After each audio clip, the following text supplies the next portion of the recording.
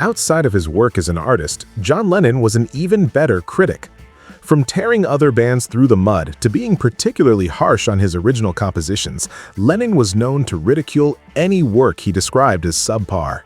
He had little patience for anything that felt dishonest or overly polished, often dismissing music that relied too heavily on style over substance.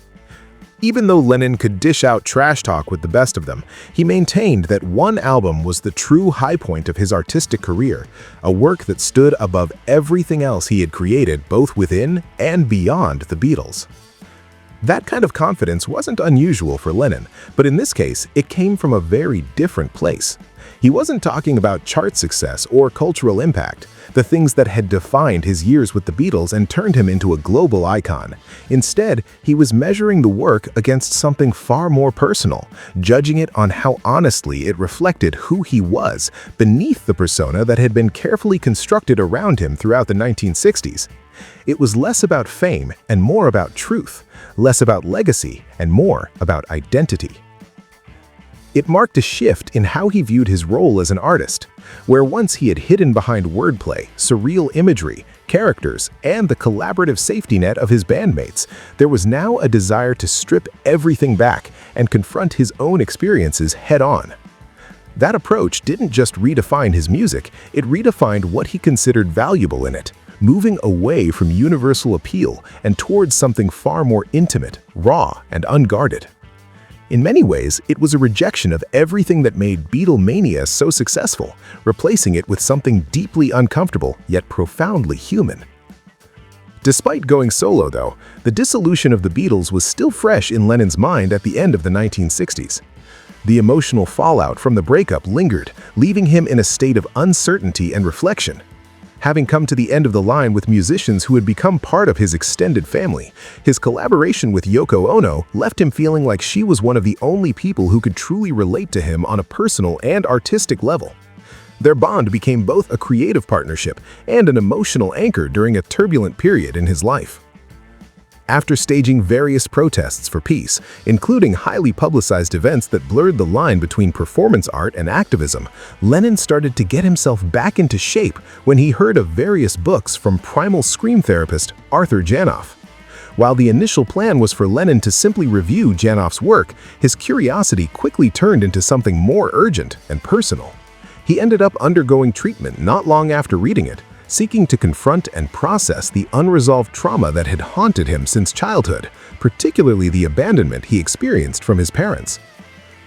Quickly getting to the bottom of his pain, Lennon began channeling most of what he uncovered into his music, creating songs that were emotionally raw from the very first listen. There was no attempt to disguise the vulnerability or soften the blow of his experiences. Played with a stripped-down trio configuration alongside Ringo Starr and Klaus Voormann on drums and Klaus Voormann on bass, Lennon crafted a bold and uncompromising artistic statement with Plastic Ono Band. Each track felt like a cathartic release, a direct transmission of emotion from an artist who was no longer interested in hiding behind metaphor. Throughout the album, Lennon doesn't hold back about how he feels, confronting his past and the world around him with startling honesty. On Mother, he lays bare the deep scars left by parental abandonment, delivering a performance that builds from quiet reflection to near unbearable anguish. On Working Class Hero, he turns his attention outward, offering a scathing critique of social structures and the ways in which individuals are conditioned and controlled. While most fans were shell-shocked throughout the project, nothing hit as hard as God, where Lennon strips away the myths of the 1960s and declares that the dream is officially over, distancing himself even from the identity that once defined him.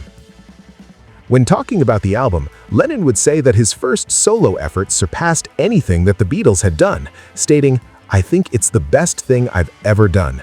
I think it's realistic and it's true to the me that has been developing over the years of my life. I like first-person music, but because of my hang-ups and many other things, I would only now and then specifically write about me. Now I wrote all about me, and that's why I like it. It's me and nobody else." His words reflected not arrogance, but a sense of liberation, as if he had finally broken free from the expectations that had shaped his earlier career.